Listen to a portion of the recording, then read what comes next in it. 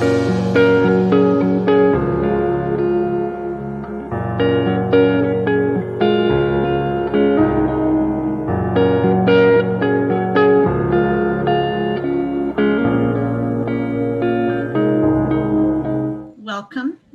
to the Caritas Consciousness Project.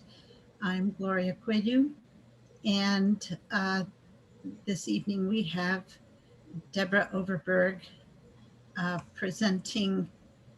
doing a presentation on the 3 types of light for healing and advanced practices. Thank you for joining us. Sit back and enjoy this presentation. We will take questions at the end. And I'm going to just give a little introduction on Debra. She spent her electrical engineering career working with fields and waves of the electromagnetic sort. And now she's passionate about helping people experience fields and waves of light of another sort via classes and biofield healing sessions. At Energy Medicine University, she studied biophysics, bioenergy, Vedic consciousness, and ancient healing practices. So please welcome Debra Overberg. You can take the mic, Debra. Thanks. I'm glad to be here. And yeah, I am going to focus today on 3 types of light, and kind of going from my history as an electrical engineer.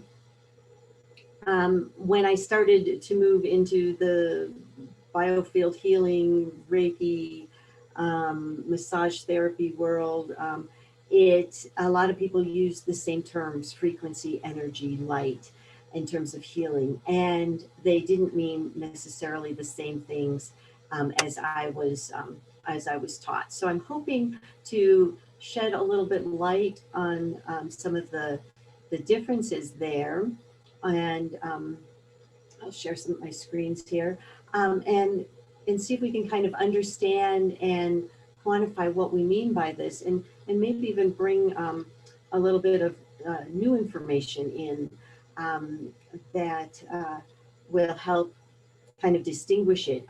My main focus right now is on trying to understand the difference between prana and chi, and how it's used in healing and advanced practices, and the electromagnetic light that the scientists are studying. So we'll bring into it in a little bit about science and spirituality as well. So and I'll first talk about sort of the light in the biofield. The biofield is your egg of energy and information that's around you. We'll talk a little bit more about some specifics there. But the biofield heals and repairs, clears and repairs your biofield. That's what healing is about.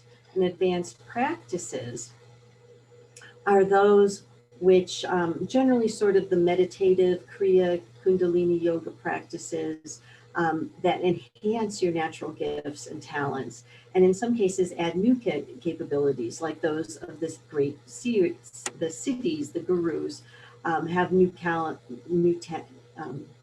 talents. Maybe you become clairaudient, clairvoyant, or it improves in more situations. Your insight is improved, your guidance is improved, your ability to manifest. So these are the advanced practices. And I do think in this biofield, the healing and advanced practices are part of the same thing of creating this greater field around you that's more coherent, filled with more light and more of the finer substances of light. And that's what we'll look at here. Many of you are probably familiar with this, that healing looks at a distorted. Do you see my cursor? Yeah, that you can see that in a distorted, broken, dirty field around you, the healing ends up with a nice clear, coherent field. And advanced practices might be to strengthen certain energy centers in you, your dantian, your heart, and your the center of the brain, the pineal and pituitary gland. So those are what we look at with the advanced practices of adding light. And I love this picture because it's from like the 13th or 14th century, like 1350. And you're seeing that this person who's depicted as a lot of light and even a fiery light around him is teaching this group that has the light around their heads, common in all the pictures with halos around them. And then these people go out and teach, you know, the rest of us.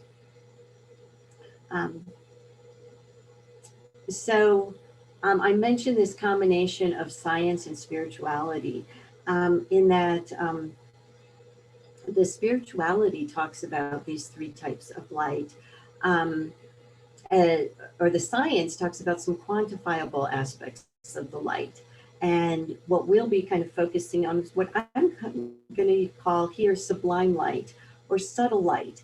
I love the word sublime because it's a little more, oh, isn't that sublime? It just sort of relaxes. You kind of can rest in it, and it's just a little more comforting. And it is a subtle light as well. And we'll see that it could be called an elusive light as well. And then there's this transcendent light, which is, I think, what we're all kind of gearing towards, is looking at the masters, the great spiritual, the gurus, the spiritual teachers, that there's a light of a radiance that we talk about. And in that, these three types of light, I think that can bring together some of this science and spirituality, but I never really felt comfortable with these terms. Spirituality has a lot of different connotations about it. And one of the, the connotations are based on culture or background within religious organizations, both positive and negative. And yet, one of the people, what was her name, Lucia Thornton, talked about the spirituality. Instead of that, she used the word social, which talks about our connections with others. And then we can expand that out to connections with nature, and then connections with a higher consciousness, the one, the divine. So that's that transcendent that we're going for. And my first version of this, I told Gloria, like, me talking about God does not feel that comfortable, and I never wanted to be a reverend or spiritual, something like that, because it felt beyond me. But there is that element that we are connected to that, and it's finding that connection and strengthening that we're kind of looking for and for moving for. But we're also in that mode. We want to create an experience. It's like we want to have that experience of the connection. We don't want to be in that loneliness place, that isolation. It's that connection with that greater source and that oneness that we're looking for is the experience. And then the word science too was always, the scientists are different than the engineers. So being an engineer, that may seem to be the same to people who are not scientists or engineers. But I felt a difference. The engineers want to apply it. We don't want to just, I love pure science for science's sake, but there's an idea of applying that on how can I apply this research and knowledge and understanding to me and my biofield and create that more sense of healing and even advanced practices where we move beyond that.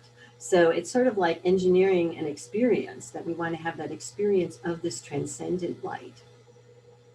And so we're going to explore these different types of light in that context. And I'm coming from this place of quantifiable light. It's measurable. The unit is the quantum is a photon. When we look at a particle, particles and waves, we'll talk a little bit about that. It's the carrier of the electromagnetic force. So light and electromagnetism, as we'll see, are part of the same aspect in terms of the quantifiable light. And we'll look a little bit at the research that's being done with those the healers and meditators, advanced practitioners, in terms of the biofield. And even this quantifiable light, it is identified and correlated with life. And that's what we're trying to better understand. So we'll look here at the Sublime Light. And this is what I call the light of prana, or the pranic field within the body and the biofield. And as I mentioned, to be able to distinguish, and I do feel with my background as both electrical engineer, I can see what electromagnetism is about in this, and to distinguish between that and the prana energy, which sometimes is correlated with the electromagnetism, sometimes precedes that. As I learn to work with chi and feel the congestion of it, where it needs stimulation, where it needs sedation. And then occasionally you can feel the electromagnetism. Sometimes it feels more magnetic, sometimes it feels electric, sometimes it seems to light up in the field. And they do seem to be separate but often correlated phenomenon. And that transcendent light, someone was saying they were interested in attending here because it felt like it was with the light of the world or the light within, and we try to understand that. So this is what we're reaching for, is this transcendent light. I love this quote from Deepak Chopra. Even though the body appears to be material, it is not. In the deeper reality, your body is a field of energy, transformation, and intelligence. And in that, I think, is this immaterial world that will help distinguish us from the material world. And I'll be calling that substance and matter. And again, the transcendent light, sometimes called the light of 10,000 suns. When people see it and open it up, it's the light that brings in, it's so bright. And Sue Morter called it, when she had the experience of it, the light of coming down. It was like the vibratory frequency of love, she called it, and so much brighter than what you see. And yet she had this opening experience in an ashram of 300 people who did not see it. So it's a type of light that you have to develop your sense in order to see it. So you have to open up to those higher levels. And I like this quote recently, the light beneath the dark night sky. I used to fall asleep at night and try to think, well, if the universe is expanding, what's expanding into? Well, if it's white light, there's something that's white light, then that's what it is. And then that's a something, and it can't be there if it's expanding into it. And they're thinking maybe we're not expanding into it. And this idea that there's a light underneath it that sort of is that underlying fabric of the universe that might be that light that is the vibratory frequency of love that underneath and supporting the whole dark night sky. And it's our job then to allow that light to come through that dark night sky and into us. And some are even believing that it's part of our evolutionary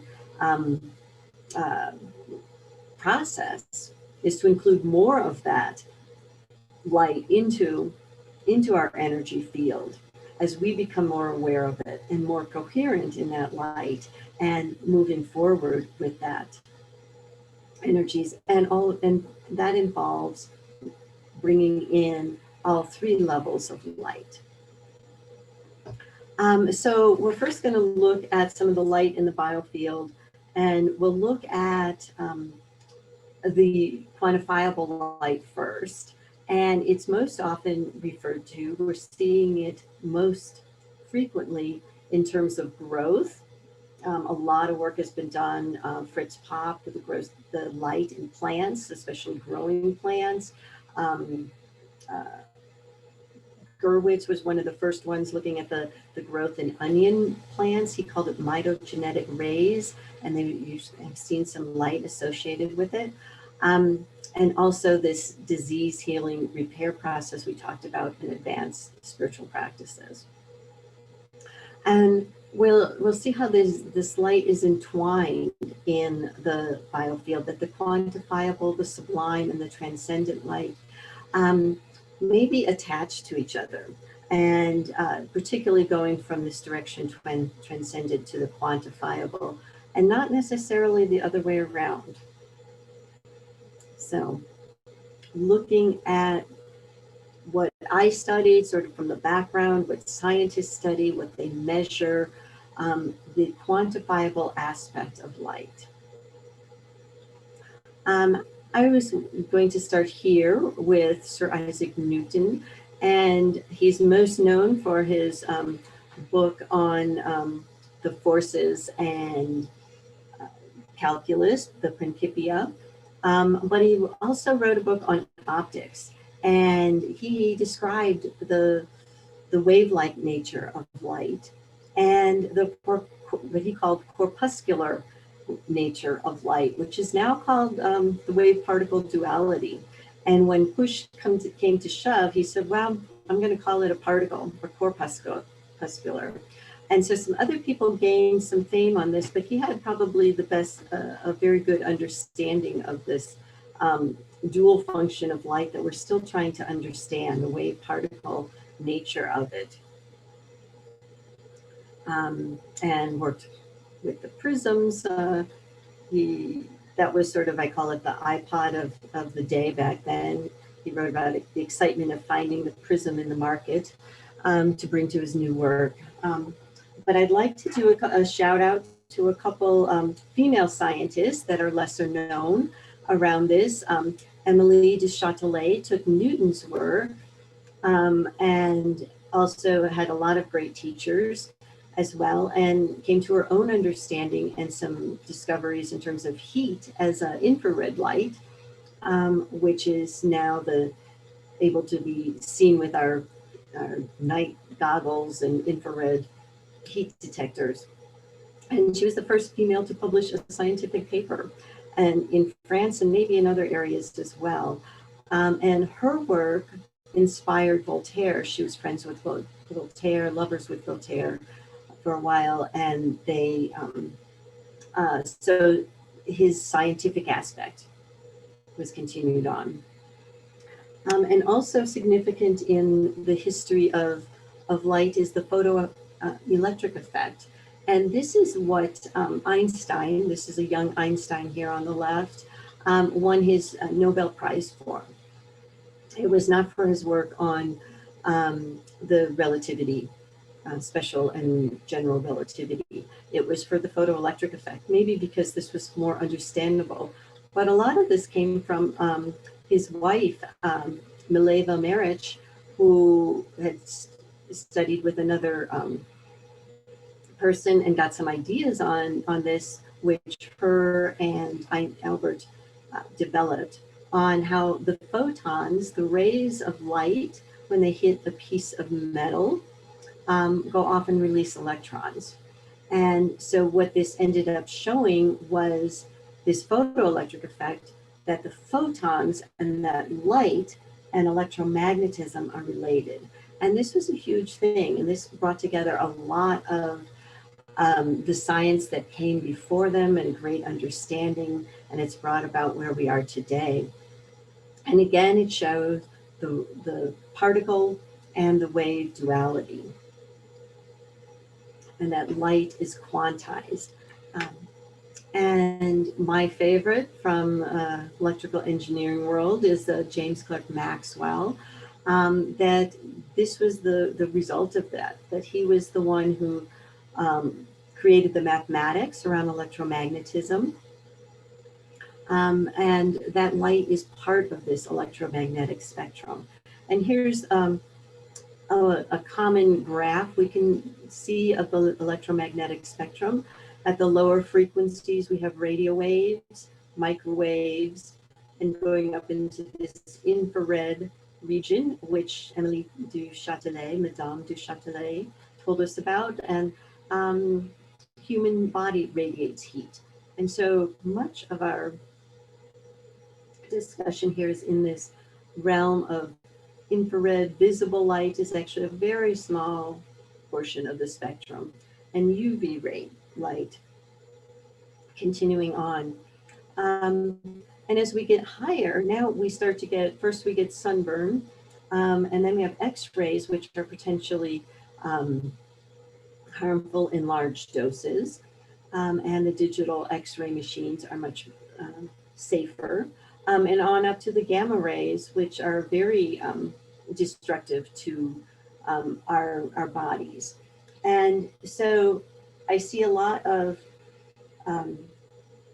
people and even some scientists that are describe, well, we just need to get to a higher frequency of light.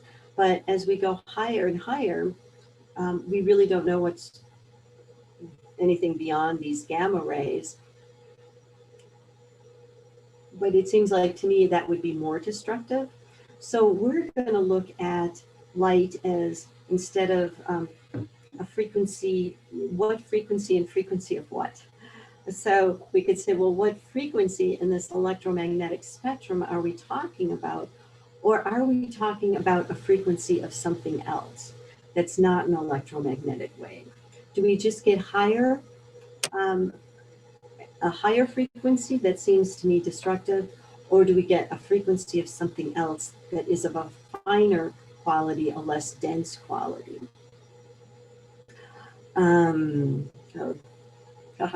This is what we had on the beginning of most of our labs in the engineering school, and God said, and here's Maxwell's equations, and then there was light. And it was kind of inspiring. You kind of work with light and you feel like there is something sort of magical about it.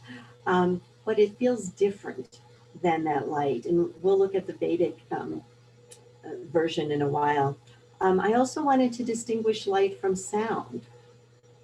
And sound is also a different property, but it does have a vibration. So when we talk about a vibration and it has a frequency, sound operates more like what they call them a longitudinal wave. It's like a slinky. So like a slinky will bring the vibration through the length of it, but it's a pressure wave in a certain direction. And sound, as we hear it, is a vibration of particles that move in this direction longitudinally, like a slinky. And actually our heart is a longitudinal wave as well. So it pumps the blood, and some mechanical engineers and MDs, Carl Merritt, he says it's really not a pump, it's a pressure wave, which is more this longitudinal wave sending that vibration out, back and forth. And so the particles of the blood move through in a different manner than if it was a mechanical pump. And light is a transverse wave, and this operates more like a snake going up and down. And it has an electromagnetic component in one direction and a magnetic component perpendicular to it. One thing else I wanted to talk about with sound is we've heard of the primordial. Some of you might be familiar with the primordial sound. That was the first thing. There was the void, and then there was sound. There was the sound of Om, or in the beginning was the word.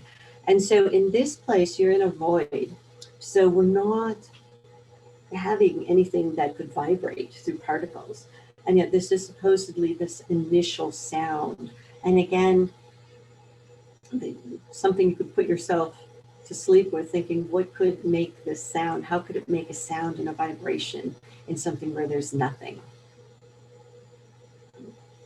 And so we're kind of distinguishing between sound vibration and light vibration.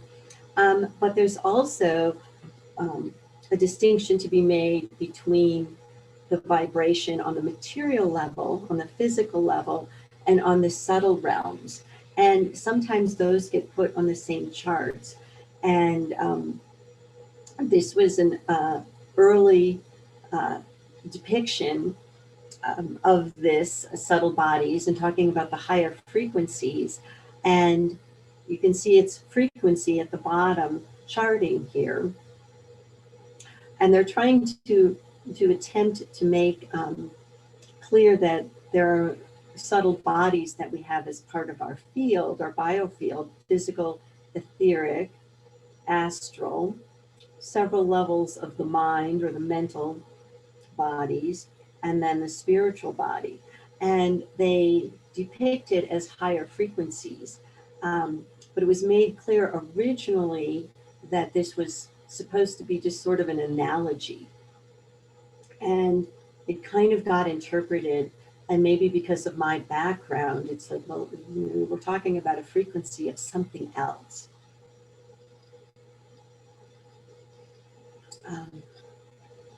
I just want to bring in a little bit, there's a lot with science and spirituality that shows this wave particle duality and the quantum entanglement of particles. And from that, a lot of the, it opens up possibilities that we are all connected and that we are all one. But it also, those two statements, it's a huge jump. And so there is some very amazing quantum physics that we won't be talking about today, that do talk about the connections and the possibilities and the entanglement. But it is quite a leap from a lot of hardcore scientists to go to that place of connection. And we're going to kind of fill in some of that gap with what the spirituality says about it. And I think more is filled in from that angle. I also know a lot of practitioners who are very intuitive and are trying to understand and look at the science and understand what is it. And one of my friends said, I know it's quantum. I just know it. There's a sense and there's that intuitive hit that I know it's quantum. And so that's, I think, part of the drive to mix the two is they're resonating on the same thing and we're trying to tease out the differences. So I wanted to point out the standard model of elementary particle physics and compare it here to a periodic table of the elements. So we've all had this in high school. Some in college. A friend of mine goes, oh my God, there's all these more elements here than when I was in school. But this periodic table of the elements, everything that's on that comes from more basic elementary particles that are shown in this picture, which Fermilab has given to basically Wikipedia and put out as this is what we know. I'm going to simplify this a little bit. And these middle elements are just heavier versions of these elementary particles, mostly found in particle accelerators and in the sun. Otherwise, they're not really found to exist. And so this is considered matter. Everything in this column is considered matter. And these top three elements make up what we know of as our standard atom. The protons and neutrons that are in the center are made up of quarks, either 2 up and 1 down or 1 up and 2 down, whatever, however it goes. We have protons and neutrons in the center, quarks in the center. And these are surrounded by electrons in the orbitals around that.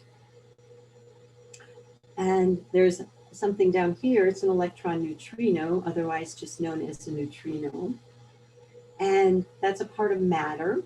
It comes from the sun and seems to be related to the cosmos. And other than that, we haven't quite found its place yet. And that's what we're going to do a little conjecture of this afternoon here. I also want to point out that on this other side are what are called bosons. They're called force carriers, and these are related to these elements, but the quarks have a strong force associated with them, and these up and down quarks want to repel each other, and it takes a gluon, as in glue, to glue them together. And together this makes up a strong force. So the gluon is considered the force carrier of it. And when you get to the quantum level, though, the forces are not so hard billiard ball. They're more interactions. The photon is the force carrier for the electromagnetic force.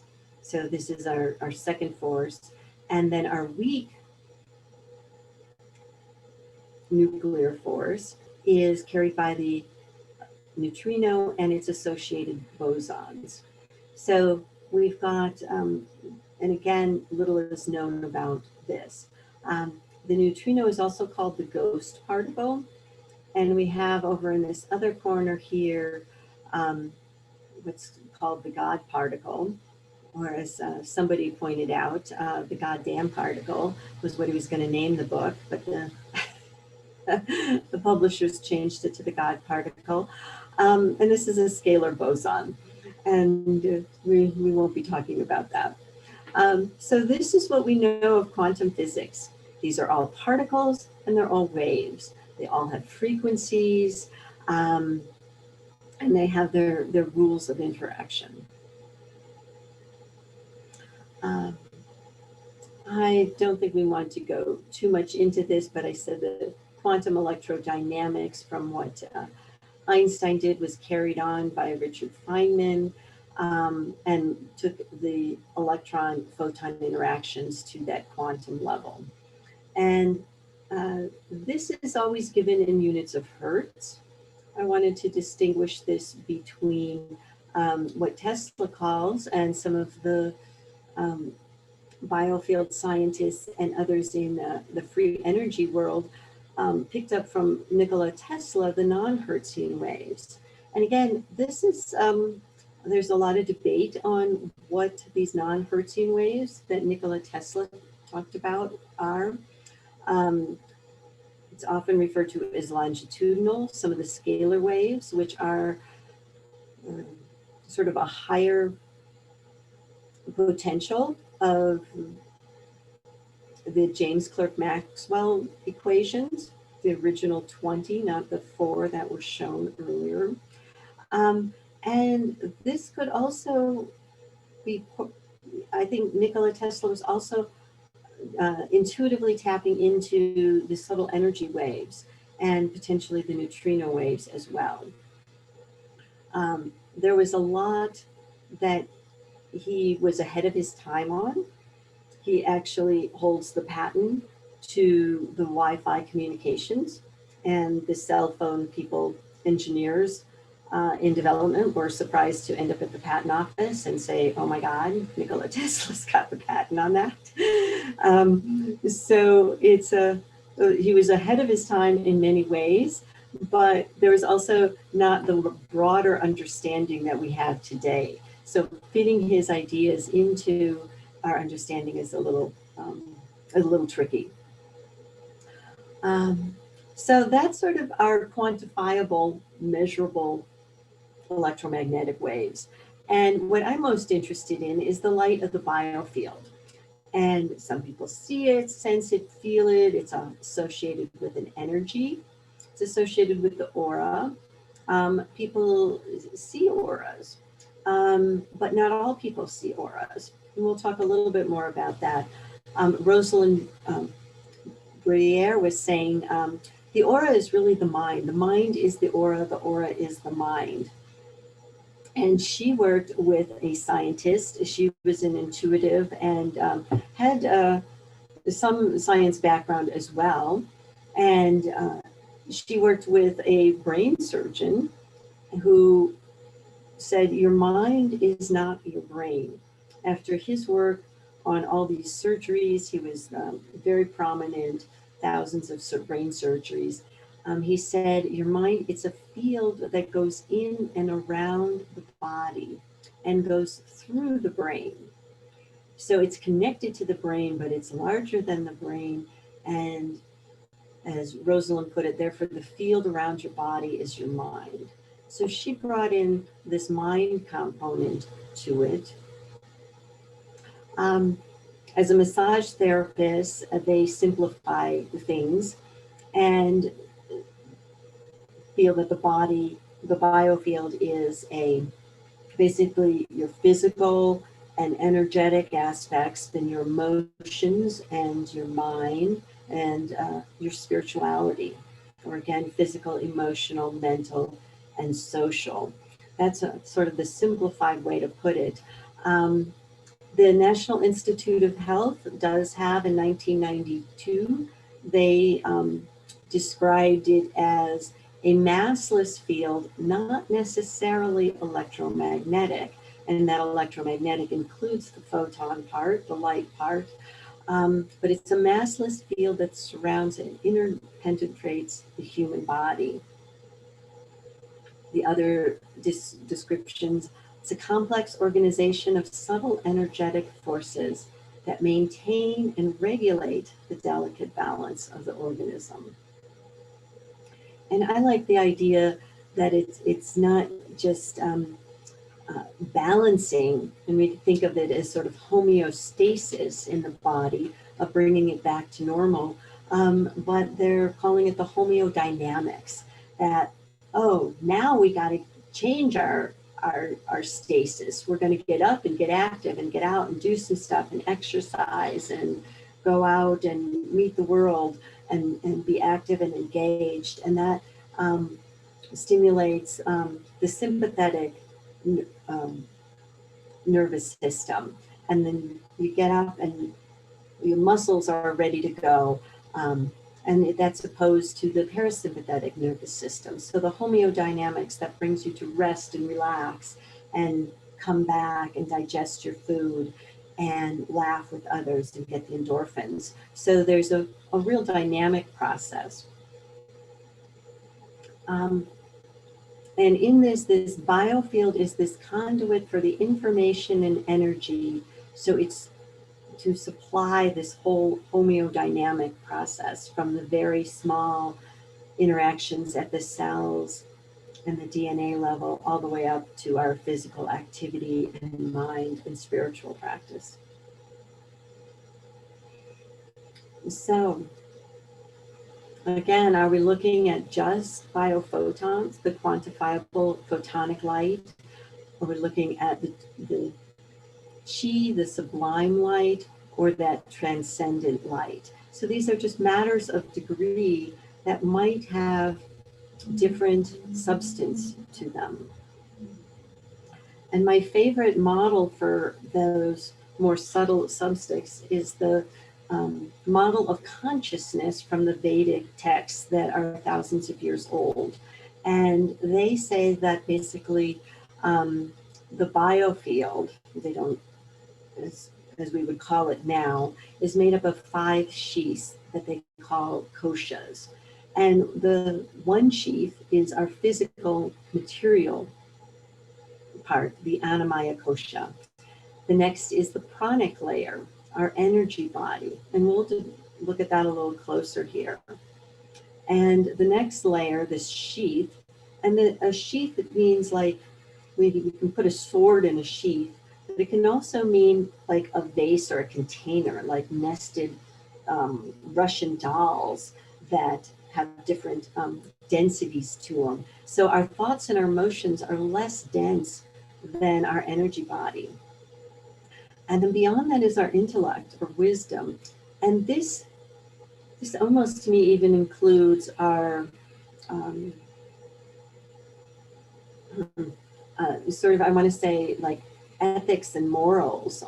What do we do? What's the right thing to do under different situations? Our sense of discernment, our higher functioning capabilities of reason and discernment. It's also these higher levels are sort of like, who is it that's watching the thoughts? Who is it that's creating the thoughts? Who's the thinker of the thoughts? These are at this higher level of intellect, and beyond that is the bliss layer or the causal layer. Ananda is the uh, translation. And I'd often heard this as causal. It's only been more recently that I made the connection that it was the bliss layer. So the cause of everything is bliss. And it sort of somehow it's muddied a little bit as it filters down into this physical layer. So the idea of these advanced practices and healing is to sort of clear that up and bring through that bliss. But I wanted to sort of put that not on a level of the same frequency as matter. I wanted to give it a different dimension. So matter is maybe part of our physical aspect, and substance might be a better term for these other layers. And so if we were partitioning them out, I would not put them on the same chart. I would, give it another added dimension, even though all of these dimensions, if you will, are interpenetrated and part of us and surround us and through the physical as well.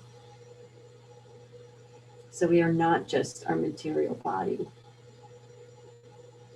So quickly go through some of the science. There are some very cool technologies that are out there, some of which, these are very interesting, apply an external voltage to get some of these diagrams. And it's somewhat of an art, as well as the science to interpret what this means. Does this mean it's their liver, or is it their gallbladder or spleen? And it might give an overall sense, some of these, of what's happening, but doesn't give the scientist the ability to really look at dose response. Here's some cool photos. We can get some good photos every now and then of showing sort of here. Some people use the term healy or healer or healy. But this is sort of a nice little light that's coming up, and the photons coming up is manifest here.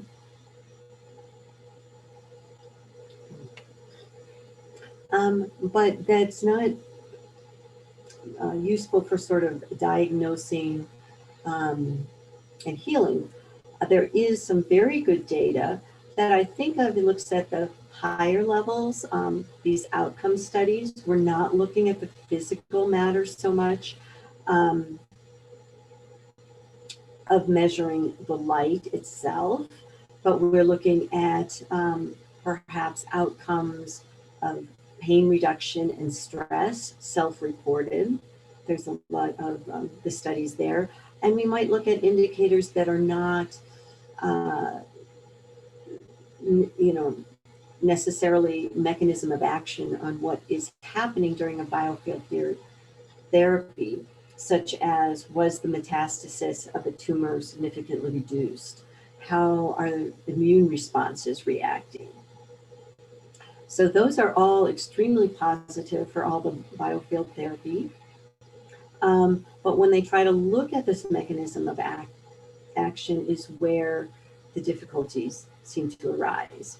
So we know there's a lot with the light that's associated with this mechanism, that there's light all over living organisms, and possibly the distinction between that and the non-living organisms.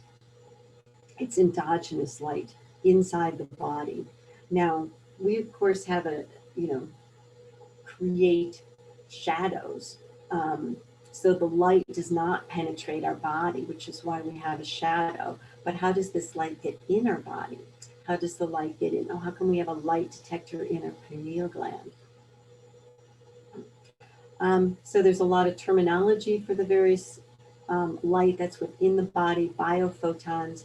Biophotons are just photons within the biology, within our human body or plants, any living organism will have biophotons. And it's usually termed an ultra weak biophoton emission because it is very low level. And sometimes it's considered autoluminescence, again, self-generated, or spontaneous chemical luminescence, chemiluminescence. It often is delayed, which I think is significant, but in another aspect. So what's interesting about the ultra-weak biophoton emissions is it comes in two parts, the spontaneous, which is inside the body, and externally induced. Inside our body, spontaneously, through any of our life processes and the normal oxidative metabolism, as our energy moves throughout our body, creates some free radicals in just the right amount, and just a few photons. So a few photons are able to be detected. However, when we're stressed, it can have orders of magnitude greater numbers of photons. So if you had maybe one photon normally going on, it might be 100 or 1,000 photons that are detected when it's stressed, which seems sort of the opposite. But that might be that the photons are part of a byproduct of the mechanisms of reacting to the stress.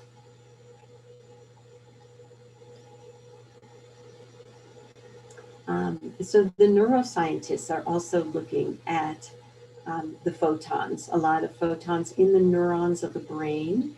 If we suppress the neurons, we suppress the amount of photons. And there's a lot of the photons along the nerve fibers, and they think there's some quantum processing going on, particularly in the microtubules. And so they look at the meditators and how much photons is coming during meditation. And again, it's severely decreased. So during meditation, there's a decreased number of photons. Beverly Rubik looked at meditators' hands, and before the meditation and during the meditation, there's very few photons. After the meditation, the photons come through the palms of the hand, which is sort of interesting.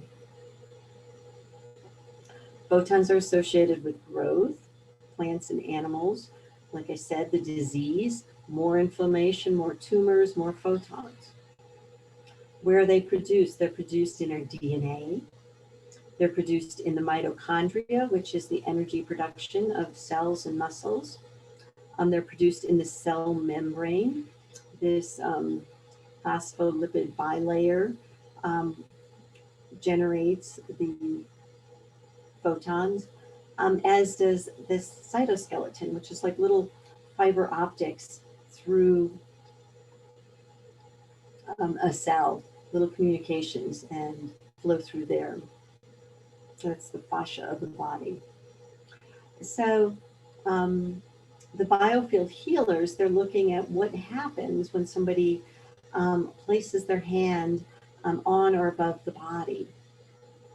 And we do see those biofield emissions, but they're finding that the model isn't correct. They were thinking because it feels like people's hands are sending the energy, that they're sending the biophotons to the person. And before a session versus after a session, they do feel more, but during the sessions, right, it's about the same. So they're not feeling that, we're not quite fitting the model. And when we compare a Reiki session to a sham session, there is more photons than during a sham. And again, through other markers, not the biophotons, with the collagen and the aggregan, they definitely notice improvements in health. But the photons were not being able to use as a dose response or as a marker. So it seems like that's not the case. That practitioners and meditators have different focus. Healing and disease might have a different state. A subject that is in a state of equilibrium may not emit the biophoton emissions. That is part of the disequilibrium. And so comparison of disease and meditation and practitioners might be all slightly different effects. So quickly, so it's not photons. Other reasons why this model is not seen to be correct. The delayed luminescence is another issue, but we're not going to go into detail on that. But they think the post-treatment photon emission may be the byproduct of the biofield therapy and not the mechanism through which it occurs. The photons can't carry the energy or the information that's needed. So there's so few of them, it would not be able to carry the tremendous amount of energy and information. We also know, especially with all the stay-at-home rules, more people are doing these distant healings. And we know the effects do not roll off with distance. If it was an electromagnetic effect, it would have to roll off with distance. That's just the nature of the beast. Another nature of electromagnetics is they are blocked by shielded enclosures. Here's a metal enclosure that would not allow the healings to take place. And Dean Radin's group has the shielded enclosure, and a lot of their work describes that. And another thing, from the opposite angle, as somebody seeking healing, we do not go out and look for grabbing a flashlight and putting it over our head and feeling like that's going to give us the same healing as we might do in another prediction. So again, I'm looking at frequency of what, or what frequency, what is vibrating at what frequency. So we're looking sort of outside that realm. So talking about the neutrinos, what might be that sublime light? So this is where we look at prana. Does the prana leave the hands and create the biophotons in the body and through some interaction? Well, prana is considered conscious, intelligent energy, and prana is said to create the form. So it creates the form in the same way, I want to say, the Platonic forms. The Greeks talked about this as well, as creating a form. What is the form that we are doing it? And then the prana is said to enter that form and enliven it. And so what a practitioner or yogic practitioner, Qigong, that same idea, is to bring that more prana in and enliven it through whatever the practice is. And we can enliven that through the form of a cell. How do we create this structure of a cell and the structure of the organ or the whole organism? So it's scalable, and again, projecting all the way up to the earth energy and the solar system energy. So again, this prana is this sheath of consciousness, of the energy, might be elusive, ghostly neutrinos. This is not standard. This is the conjecture. This is the big theory, hypothesis, not a theory yet, conjecture even, wild ass guess. Could this be something that would perform this? And there's a lot of reasons, we'll just give some of them, but it might be part of this subtle energy that people feel. And it's, again, a degree of consciousness.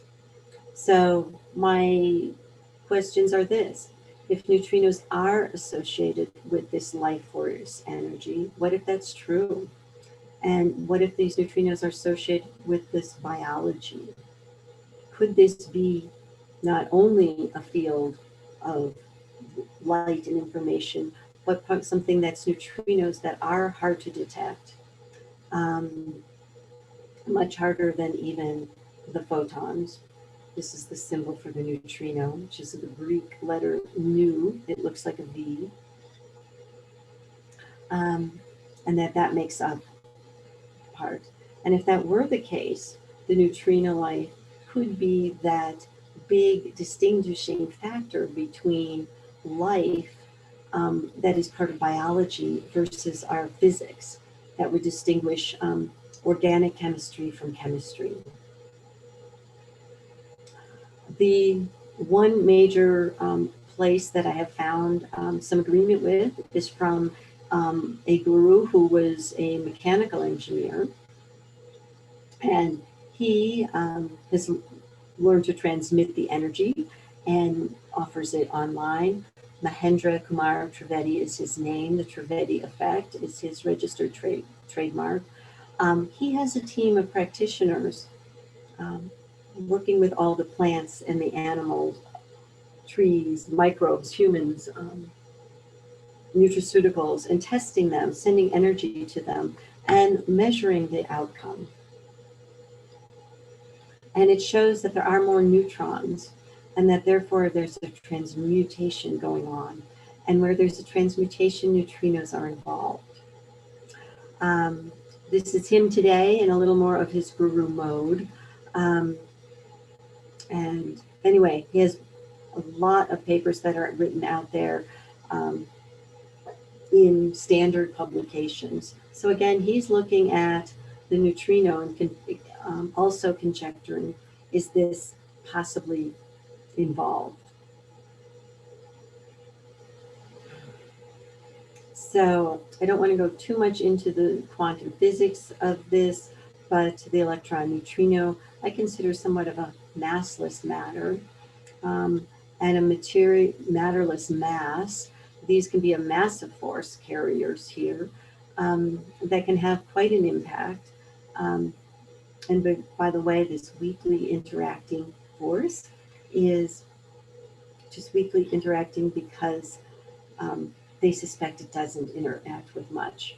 But it could be part of our lattice of light that's within us, that makes up this lattice of a finer light than the electromagnetic light, that the neutrino light carries the information, and perhaps something from the higher realms, as it's more an intermediary between that gross physical level. It might also be part of the morphogenetic fields that Rupert Sheldrake discusses, that holds memory and habits. And again, it might be part of the transcendent light that comes through, or be a mediator between the transcendent light that people experience. But I wanted to look a little bit about how it might be part of the prana. So prana is said to actually leave the eyes. And when we roll up our eyes and look at our third eye and some of the Kundalini exercises or other Kriya practices, we look at the third eye and that we see with our third eye. I had an example of this, listening to a speaker, and I knew, just had this sense that what he was saying was extremely important. Everybody was rapt. And my friend goes, do you see the white light around him? It was a him. And I'm like, no. I knew it was important what he was saying, but he goes, look with your third eye. So you look with your third eye and you see the immaterial world. Now, I have great photon detectors. Most of us have great photon detectors. We see with our eyes, with our cones and rods. And so when we look with and see an aura, we see with our third eye. That's the advanced practices we're trying to open up. Now, Swamiji says the third eye is not material, that the third eye itself, although related to pituitary and pineal, is on that another letter, more subtle level, the mind level. So we have two different detectors.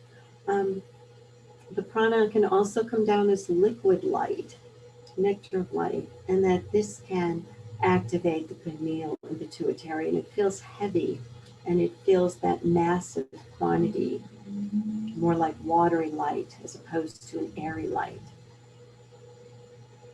And what are we transceiving? So we're transmitting prana through our eyes, receiving prana through our third eye,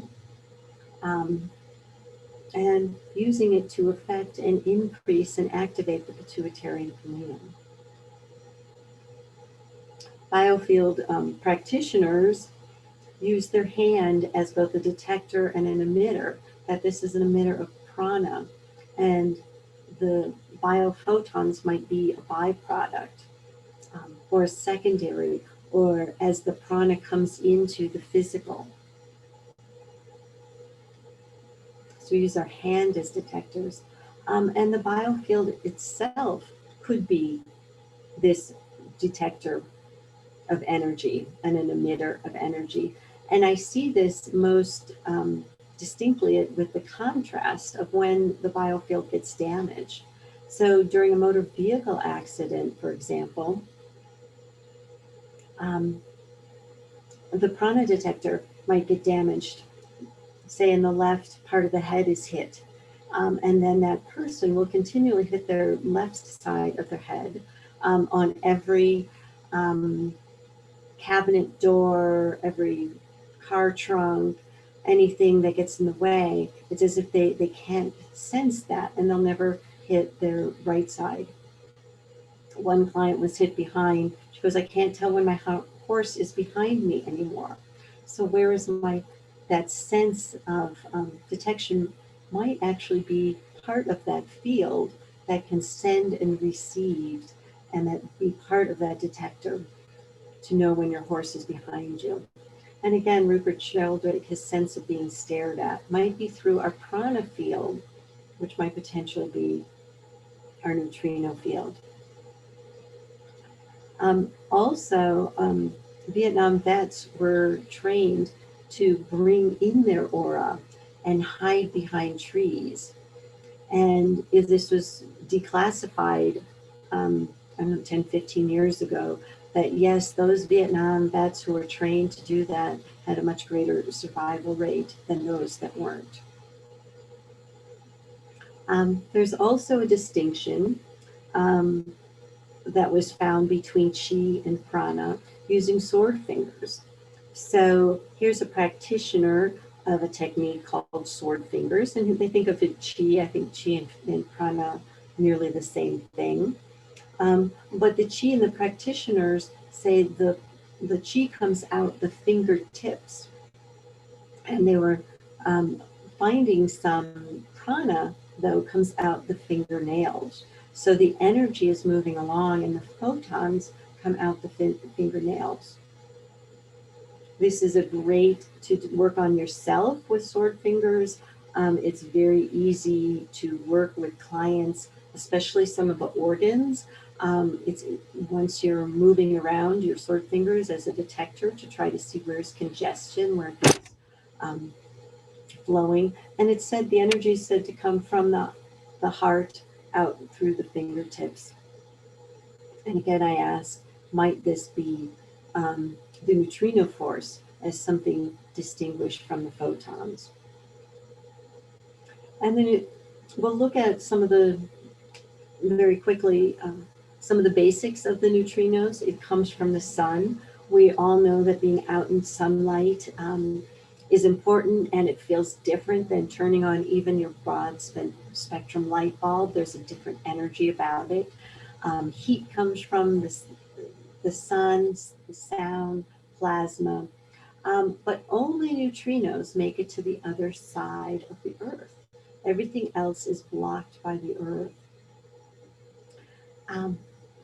And one of the recent practitioners, Manly P. Hall, wrote in his book, Melchizedek and the Mystery of Fire, that light is not only a physical element, it's a spiritual element. And the disciple is told to revere the invisible sun even more than the visible. And the invisible sun is not limited by walls or even the surface of the earth itself. To those capable of seeing the light of these spiritual orbs, there is no darkness, for they dwell in the presence of limitless night, and at midnight see the sun shining under their feet.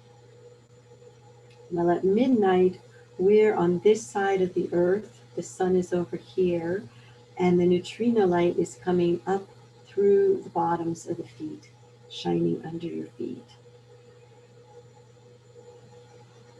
Neutrinos can penetrate the shielded enclosures, and that would simply be, can the neutrinos be picked up with a living organism inside, with some biological piece. Here's a quote from Fermi Labs, and this is, I'm asked the question, is this true? Their first statement, they say, is neutrinos are among the most abundant particle in the universe. It's universally available. And yet about 100 trillion neutrinos pass through your body every second. Well, that's probably true without interacting. We don't know that with any of the particles. It says you never notice them. Maybe not. Maybe when you're sitting out in the sun, some of the energetic and spiritual techniques are to bring in that sunlight, to sit in the sunlight as part of a cure for cancer, to bring that in, to bring in your energy as a increasing your prana. But nobody at Fermi Labs has anything to do with anything biological. And I ask, is this true?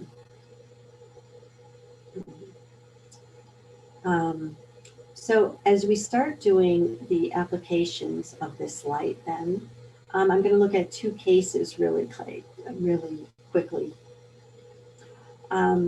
One is a person, Wagner Allegretti. He looked at his brain waves sort of in a functional MRI scan. And here's a typical brain waves. From normal, you'll see that things light up inside the brain. Nothing is outside the skull. This is brain scan after brain scan after brain scan. That's what it looks like. Now, Wagner will sit there and go in, and he's about ready to go into his functional MRI. And this guy there is kind of watching him. But what he does before he goes in is he runs the energy up and down his body. Starts with the thought, I'm going to run my energy. He moves the light. He creates a wide tube of energy that he brings up. He says, I'm moving the light up and down. Now, the practitioner here, unless he's trained to open his third eye, is not going to see this light. But he's going to sit there and get in his high vibrational state and activate the neurons in his brain.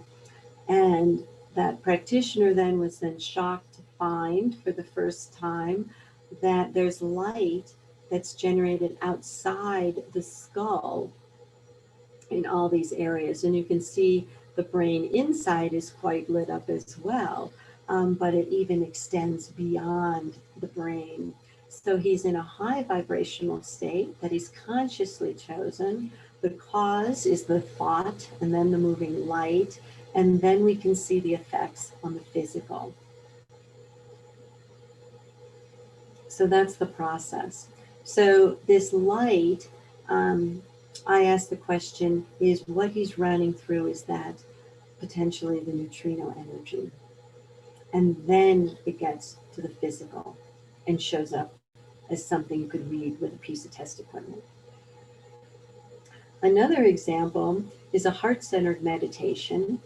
Many of you might know Suzanne and Pernan Baer. They are Sufi masters as their training, I understand. They do an incredible heart-centered meditation. And they looked at measuring the light of their heart. These are the, I'd say, highest gurus of this in our Western world. So they ran this test in Germany, and they had a photon detector here. I believe it was Pernan, according to their paper, who sat in the chair, and he radiated from his heart all this heartfelt energy, and still they didn't detect any photons. Second day, day after day, no photons detected. Then his son became sick. He goes, well, I'll try my healing technique. His healing technique was to place an image, not an actual picture, but he just imagined that his son was before him, which is what many healers do in distant healing. They imagine the person right in front of them. And so he placed his son in front of him, before the detector. Now he radiated from his heart this wonderful heartfelt energy.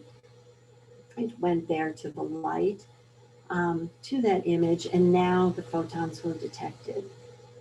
So my question is, maybe what he was sending in this heartfelt energy was this prana or chi.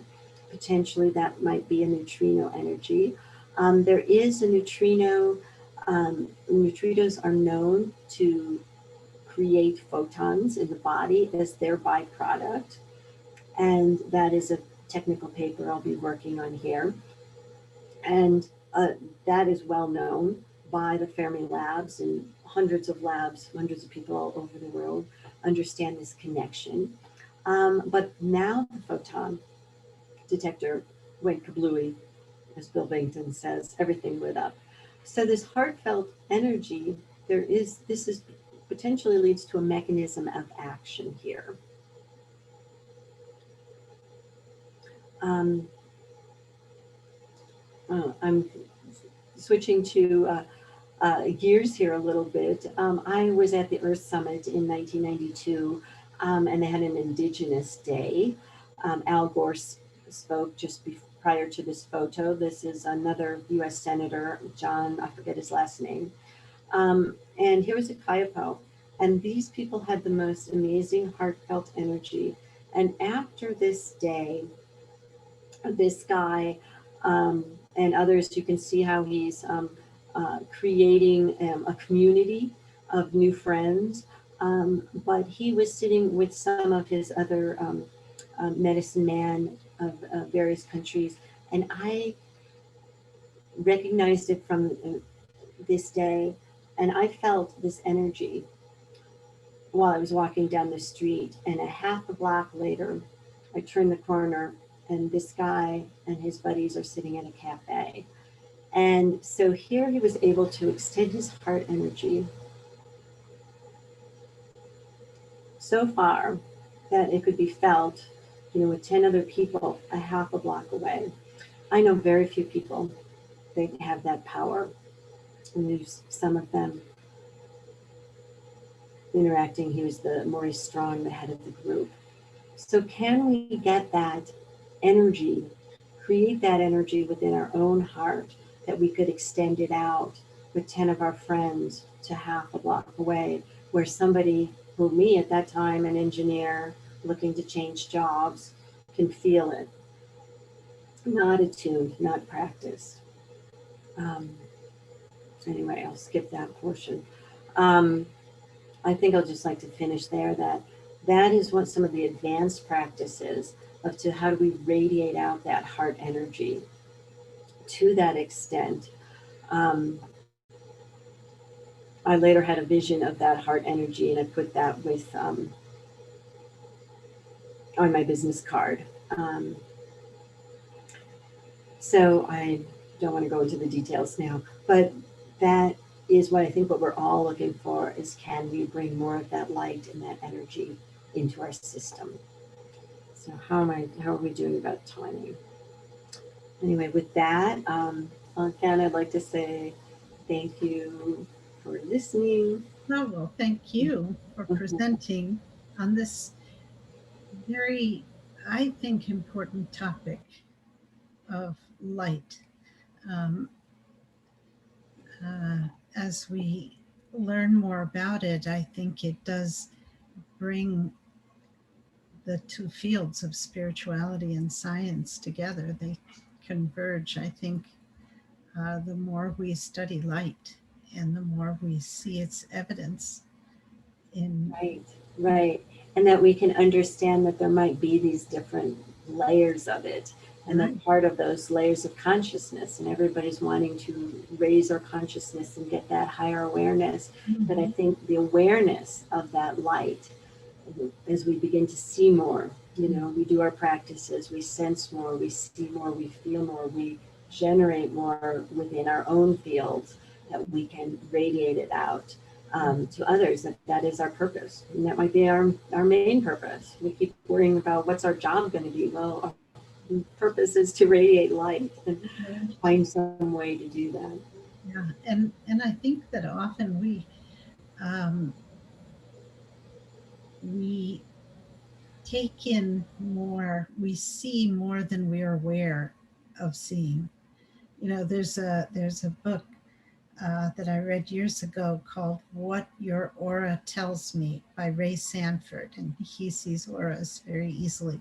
And he said so many of the expressions that we have kind of, they're cues, they're clues as to how much we see that we don't realize, that we see it on a maybe an unconscious level. Things like, when we say, I've had a bright idea, right? The reason that we're saying bright is because there is this unconscious association between, an illumination or a great idea or an important thought and light. We don't even realize that we have these associations. And we draw it with the cartoon light bulb above the head. Exactly. Right. Yeah. Right. And he said, even things like traffic lights, the fact that red means stop, because red is like a danger signal, right? And in the aura, if we're in a rage or something, we might have a lot of red emitting. And green is a healing color. And so green means go, and yellow is associated with thought and caution. And so that's the caution light. And he says so many things, if you start looking around, that we associate with different colors and different kinds of light are true to how they correspond in the aura. Right. Yeah.